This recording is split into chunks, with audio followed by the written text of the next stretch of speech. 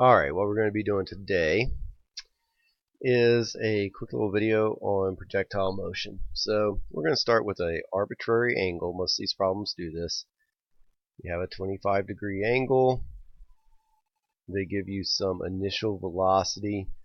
Let's say we'll use 40 as our initial velocity. Being launched at a 25-degree angle. They'll say all types of other things like with respect to the horizon, or maybe it'll be 2 feet off the ground, whatever.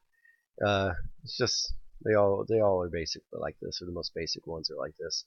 First thing you're going to have to do is realize that we have two components going on here. We have what's happening along the v of x and what's happening along the vy. If you forget the two, the y goes high, the vx goes out. We're going to use some of our trig functions. I could show you how all this works out trigonometry like, but if we break it down to its basics, it's going to be the sine of the angle times the v naught. This right here would be known as the v naught. Will tell us the vy. The vx is going to be the cosine of the angle of the v naught. All it's saying is that this 40 meters per second is disguised. Not all 40 meters per second go up. Not all 40 meters per second go out. A percentage of 40 meters per second goes up and a percentage goes out. And that, how do we rank that percentage? By this angle. And then we break it down into its parts. This leg of a triangle would be known as the sine. This leg of this triangle would be used with the cosine. Alright, so I'm going to go ahead and solve those because they come in handy in essentially every problem that we do. Go ahead and go sine, in this situation, 25 times 40. So it's going to be 16.9. And in this situation here with the cosine, it's going to be cosine the angle of 25 times 40, 36. So with that being said, that means that something launched at 40 meters per second at an angle of 25 degrees. Most of the velocity, or a large portion of the velocity here, is going to be going out, and then a little bit of it's going to be donated to going up. All right. Now, typically the most important thing to find is the total time in the air.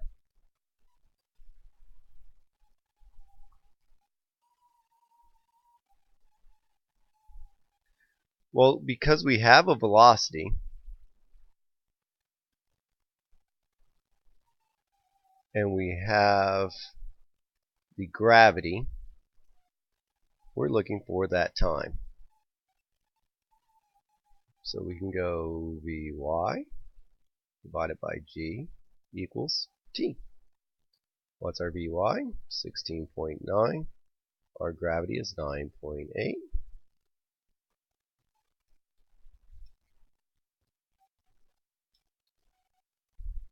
That equals 1.72 seconds. Now, if I draw a parabola here, it kind of demonstrates our launch. There's our components. The 1.72 seconds would be right here. Would be in the middle. So I'm going to have to multiply that by 2 to get the total flight time.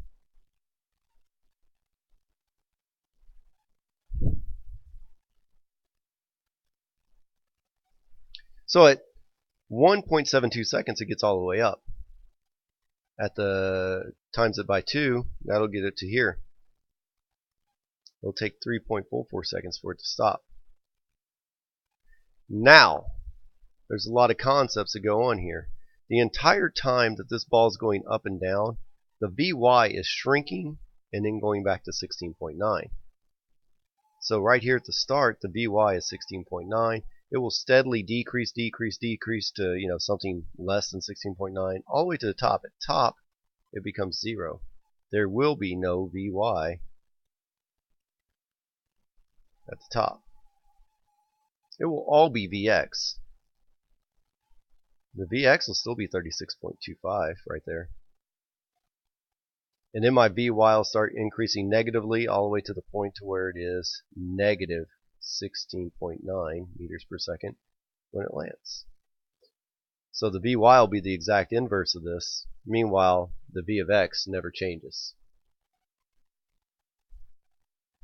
So now we have a total time here. We know that total time in the air came from the Vy, clean this up for you, divide it by the gravity, multiply it by 2, will give us total time in the air. This is the easy part now, because now we know that once we get a time, well, that son of a gun is just ripping across the x-axis at 36.25. So I just take my 36.25 times 3.44 seconds. It gives me my range. Range can also be referred to as the dx. The way you solved it was taking your v of x times your total time. You got your dx.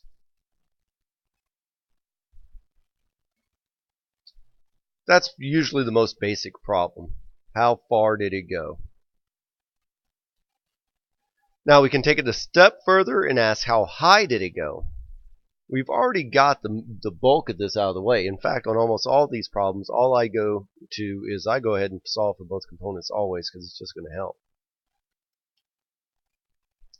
If we ask for height, how high did it go?